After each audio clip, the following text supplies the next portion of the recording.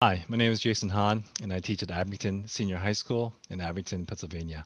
And today I'll be talking about topic 5.1, beneficial and harmful effects. And today we'll investigate how an effect of a computing innovation can be both beneficial and harmful. So here's what we're going to learn. We're going to explain how an effect of a computing innovation can be both beneficial and harmful. And these are the topics we'll learn today, the essential knowledge tidbits. And again, we don't have to read these verbatim, but they're there for your reference. So let's look at an example. Let me ask you a question. What came first, the Wii or the iPhone? And you can pause here. You can talk about it with your friends or your class. So the answer is the Wii. The Wii came out about 7 months before the iPhone did. So the Wii and the iPhone have accelerometers in them. And if you think about it, they were in development most likely during the same, long period of time. And the accelerometer in the Wii controller is going to control like how fast you're swinging, like a golf club or a tennis racket. And the iPhone it helps to detect orientation. Now, an accelerometer was part of the automotive industry. It's a little kind of chip that detects acceleration. So if you're going really fast and you come to a halt, the acceleration is great. And what happens is the airbag is going to deploy before, major catastrophic, I guess, damage happens. It's also used for lateral movement. So if you're turning really fast, it can detect how fast you're turning around a corner. And some fancier cars have computers built in to show that. Now, for a quadcopter, the next sort of level of iteration, there's actually a little brain in this quadcopter as I poke myself in the head here. And this brain actually has an accelerometer, rotation sensor, built in that detects if it's going to be flat or not, and if it wants to hover, and if when it goes forward, it's going to say how far it goes forward for optimal speed in that forward direction. So there's a evolution from the auto industry, and it kind of leads into other things. So the way people complete tasks often changes to incorporate new computing innovations.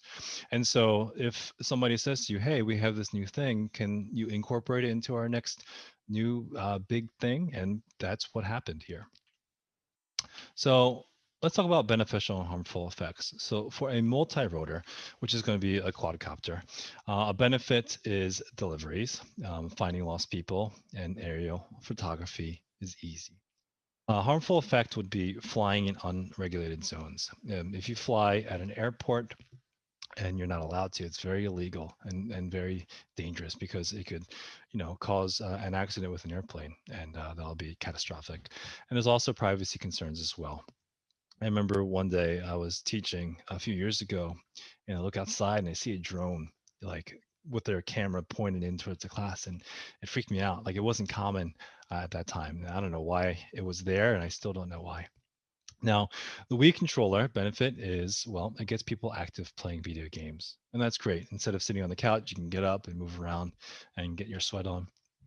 But what's harmful, broken TVs and injuries. Fun story: a friend of mine was bowling, and a dog named Peanut walked up and they got bunked in the head by accident as he was mid-roll. The Wii controller went out, and it was a good strike into the TV. It totally cracked it. So here we go. Not every effect of a computing innovation is anticipated in advance. Who would have known that there were going to be hospitalizations because of the Wii? And next one here, a single effect can be viewed as both beneficial and harmful by different people or even by the same person. And so if you think about the Wii, it's great, but at the same time, it could be potentially dangerous. And I think most people see that, but they still play with it because it's fun. So 3D printers. 3D printers nowadays, I have one here. It's actually relatively inexpensive to get to have in your house, and that's big. But they're open source, and so the software inside the actual unit itself and the software that you use in the computer are are free, and they're used widely, and you can adjust them and edit them as you see fit. They're in schools and homes nowadays because they are cheap, and there are new classes developed for 3D printing, and maybe you have one at your school. Special 3D printers can make organs and prosthetics, houses, shoes and jewelry themselves, even. And that's kind of wild, isn't it? So here we go. People create computing innovations. So even though a 3D printer can make itself, somebody had to make the original 3D printer. And even if they can produce parts, they probably had to be put together by a human being. And advances in computing have generated and increased creativity in other fields, such as medicine, engineering, communication, and the arts. A friend of mine who lives out in California went to school for shoe design. He created a new sole using a 3D printer, and it was really cool. It's all like interwoven and things. So let's practice. There will be 5 select multiple choice questions related to a reading passage. And so here is a sample reading passage. And there's 2 more slides after this, but I'm going to give you some time to read this now. So please pause here. So the next slide is going to be the first flowchart. Then we have one more flowchart here. So please answer the question here. One of the following potential benefits, which is least likely to be provided by the upgraded system. So pause here, read carefully.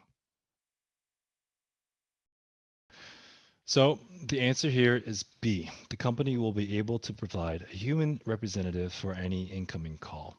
Now, when I first read this, I thought it was D, or I was like torn between B and D. And D says customers will be unable to mistakenly select the incorrect department for their particular issue. And so I want to go into why it is not the case. Now, for the original system, the user hears a list of departments and then selects one using the phone keypad. And so the user here can select the wrong department. And for the new system, the actual customer describes the issue, and then the system will identify the customer's issue. We have to presume that this is going to work as intended unless stated otherwise. Like you can't say, well, this isn't going to work correctly because these things never work. Like, please don't let that bias come through. Now, what does occur over here is says customer is asked to call back during business hours if it's outside of business hours, which leads us to B. The company will be able to provide a human representative for any incoming call that is least likely to be provided. So, what should we take away? Today, we explained how an effect of a computing innovation can be both beneficial and harmful. And I would like to say that I would say all computing innovations have a beneficial and harmful effect, and especially depending on who you are and what it means to you.